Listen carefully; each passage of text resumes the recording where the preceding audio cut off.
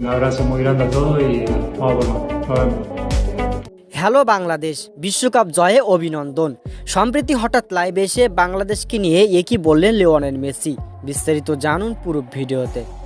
বিশ্বকাপ মঞ্চে শ্রীলঙ্কার বিপক্ষে টসে জিতে প্রথমে বল নিয়ে শুরুটা ভালো না হলেও পাওয়ার প্লের পর থেকে মুস্তাফিজ এবং রিশাদের বলে দুর্দান্তভাবে কামব্যাক করে বাংলাদেশ।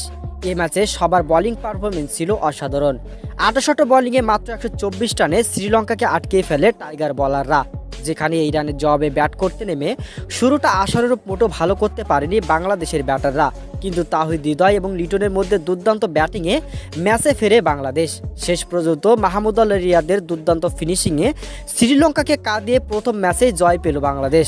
সম্প্রীতির লাইভে এসে লিওনেল মেসি বলেন, হ্যালো বাংলাদেশ, বিশ্বকাপ জয়ে অভিনন্দন। আমি খুবই খুশি জয়টা উপভোগ করতে পেরে।